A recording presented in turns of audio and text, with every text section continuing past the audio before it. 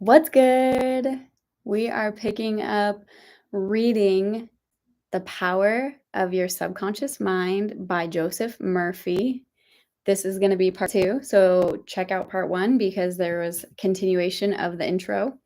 So, getting right into it. What do you believe? It is not the thing believed in that brings an answer to man's prayer.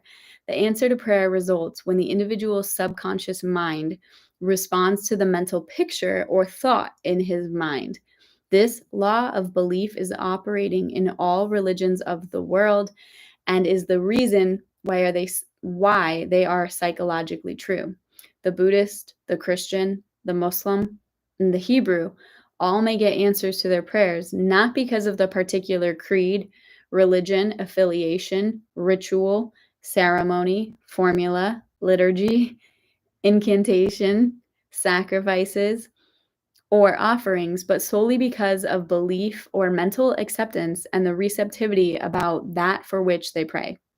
The law of life is the law of belief, and belief could be summed up as briefly as a thought in your mind. Belief could be summed up briefly as a thought in your mind. As a man thinks, feels, and believes, so is the condition of his mind, body, and circumstances. A technique, a methodology based on an understanding of what you are doing and why you are doing it will help you to bring about a subconscious embodiment of all the good things of life. Essentially, answered prayer is the realization of your heart's desire. Desire is prayer. Everyone desires health, happiness, security, peace of mind, true expression, but many fail to achieve clearly defined results. A university professor admitted to me recently, I know that if I change my mental pattern and redirected my emotional life, my ulcers would not recur. But I do not have any technique, process, or modus operandi. My mind wanders back and forth on my many problems, and I feel frustrated, defeated, and unhappy. This professor had a desire for perfect health. He needed a knowledge of the way his mind worked, which would enable him to fulfill his desire. By practicing the healing methods outlined in this book, he became whole and perfect. There's one mind common to all individual men. Emerson, I guess that's an Emerson quote. The miracle working powers of your subconscious mind existed before you and I were born, before any church or world existed. The great eternal truths and principles of life inundate all religions, come before all religions. It is with these thoughts in mind that I urge you in the following chapters to lay hold of this wonderful, magical, transforming power which will bind up mental and physical wounds, proclaim liberty to the fear-ridden mind, and liberate you completely from the limitations of poverty, failure, misery, lack, and frustration. All you have to do is unite mentally and emotionally with the good that you wish to embody, and the creative powers of your subconscious will respond accordingly. Begin now, today, and let the wonders happen in your life. Keep on keeping on until the day breaks and the shadows flee away. Woo! Okay. That was the intro. So we are going to get right into this with chapter 1, The Treasure House Within You. Infinite riches are all around you if you will open your mental eyes and behold the treasure house of infinity within you. There is a gold mine within you from which you can extract everything you need to live gloriously, joyously, and abundantly. Many are sound asleep because they do not know about this gold mine of infinite intelligence and boundless love within themselves. Whatever you want, you can draw forth. A magnetized piece of steel will lift about 12 times its own weight. And if you demagnetize the same piece of steel, it will not even lift a feather. Similarly, there are two types of men. There is the magnetized man who is full of confidence and faith. He knows that he is born to win and to succeed. Then there is the type of man who is demagnetized. He's full of fears and doubt. Opportunities come and he says, I might fail. I might lose my money. People will laugh at me. This type of man will not get very far in life because if he's afraid to go forward, he will simply stay where he is. Become a magnetized man and discover the master secret of the ages. What's the master secret of the ages? Let's see. What, in your opinion, is the master secret of the ages? The secret of atomic energy? Thermonuclear energy? The neutron bomb? Interplanetary travel? No, not any of these. Then what is the master secret? Where can one find it, and how can it be contacted and brought into action? The answer is extraordinarily simple. This secret is the marvelous miracle working power found in your own subconscious mind, the last place that most people would seek it. The marvelous power of your subconscious. You can bring into your life more power, more wealth, more health, more happiness, more joy by learning to contact and release the hidden power of your subconscious mind.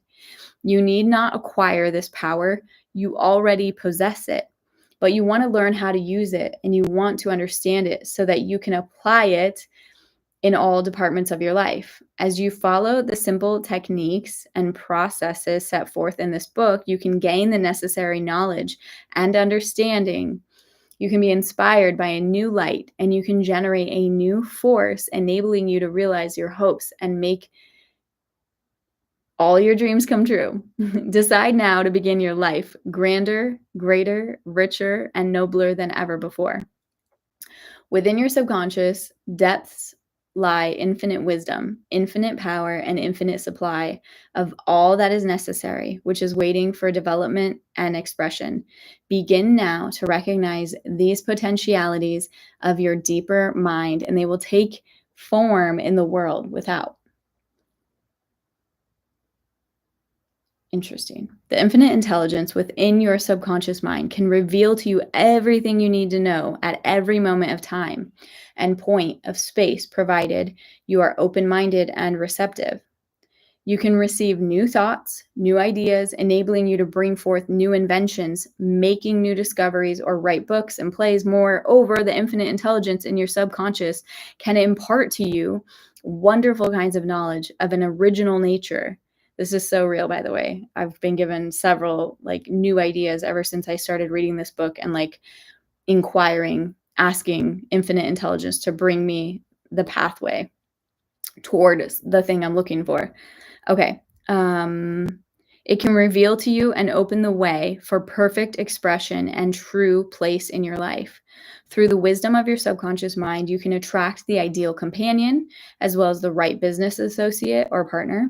It can find the right buyer for your home and provide you with all the money you need and the financial freedom to be, to do, and to go as your heart desires. It is your right to discover this inner world of thought, feeling, and power, of light, love, and beauty. Though invisible, its forces are mighty. Within your subconscious mind, you will find the solution for every problem and the cause for every effect. Because you can draw out the hidden powers, you come into actual possession of the power and the wisdom necessary to move forward in abundance, security, joy, and dominion. I have seen the power of the subconscious lift people up out of crippled states, making them whole, vital, and strong once more, and free to go out into the world to experience happiness, health, and joyous expression. There's a miraculous healing power in your subconscious that can heal the troubled mind and the broken heart. It can open the prison door of the mind and liberate you. It can free you from all kinds of material and physical bondage. And that's where there was something about Yeshua, Jesus. There was something about his frequency, the aura, the frequency of his auric field, of the Holy Spirit within him. There was something about that activated people's subconscious belief power, because he himself would always say to them, your faith has made you well. Your faith has set you free. Your faith, so he wasn't taking credit. And yet there was something within him that caused people to believe and to be able to activate this thing that this guy is talking about. Okay. Substantial progress in any field of endeavor is impossible in the absence of a working basis, which is universal in its application. Let's read that again. Substantial progress in any field of endeavor is impossible without a working basis, which is universal in its application. So it's this thing has to work universally. Otherwise, you're not going to get substantial progress. You can become skilled in the operation of your subconscious mind. You can practice its powers with a certainty of results in exact proportion to your knowledge of its principles and to your application of them for definite, specific purposes and goals that you wish to achieve. Being a former chemist, I would like to point out that if you combine hydrogen and oxygen in the proportions of 2 atoms of the former to 1 of the latter, water will be the result. H2O. You are familiar with the fact that 1 atom of oxygen and 1 atom of carbon will produce carbon monoxide, a poisonous gas. But if you add another atom of oxygen, you will get carbon dioxide, a harmless gas, and so on throughout the vast realm of chemical compounds. You must not think of that the principles of chemistry, physics, and mathematics differ from the principles of your subconscious mind. Let us consider a generally accepted principle. Water seeks its own level. This is a universal principle which is applicable to water everywhere. Consider another principle. Matter expands when heated. This is true anywhere, at any time, and under all circumstances. You can heat a piece of steel and it will expand regardless whether the steel is found in China, England, or India. It's a universal truth that matter expands when heated. It's also a universal truth that whatever you impress on your subconscious mind is expressed on the screen of space as condition, experience, and event. It's also a universal truth that whatever you impress on your subconscious mind is expressed on the screen of space as condition, experience, and event. Your prayer is answered because your subconscious mind is principle. And by principle, I mean the way the thing works. For example, the principle of electricity is that it works from a higher to a lower potential. You do not change the principle of electricity when you use it, but by cooperating with nature, you can bring forth marvelous inventions and discoveries which bless humanity in countless ways. Your subconscious mind is principle and works according to the law of belief. You must know what belief is, why it works, and how it works. Your Bible says in simple, clear, and a beautiful way, "Whosoever shall say unto this mountain, Be thou removed, and be thou cast into the sea, and shall not doubt in his heart, but shall believe that those things which he saith shall come to pass, he shall have whatsoever he saith." Mark 11:12 or 11:23. So whoever says to this mountain, "Be moved and be cast into the sea," and doesn't doubt in his heart, but says that those things and he believes it when he says it, then he'll get whatever he says. That's a principle. The law of your mind is the law of belief. This means to believe in the way that your mind works, to believe in belief itself. The belief of your mind is the thought of your mind. That is simple. Just that and nothing else. Which that's a whole lot of responsibility. Doesn't that leave a whole lot of responsibility on us? And this is why subconscious work is so important, because our subconscious is it's like the root system underneath the soil that we can't see, that is impacting what's being projected. So we might think consciously, looking at the flowers or the blooms on the top and being like, no, we see good things, like we believe good things. But then subconsciously, there's all of these programs running that are actually sending mixed signals. All your experiences, events, conditions, and acts are the reactions of your subconscious mind to your thoughts. Remember, it is not the thing believed in, but the belief in your own mind which brings about the result. It's not the thing believed in, but rather the belief in your own mind which brings about the result. Cease believing in the false beliefs, opinions, superstitions, and fears of mankind.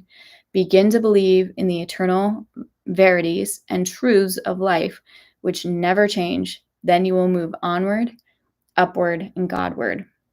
Whoever reads this book and applies the principles of the subconscious mind herein set forth will be able to pray scientifically and effectively for himself and for others.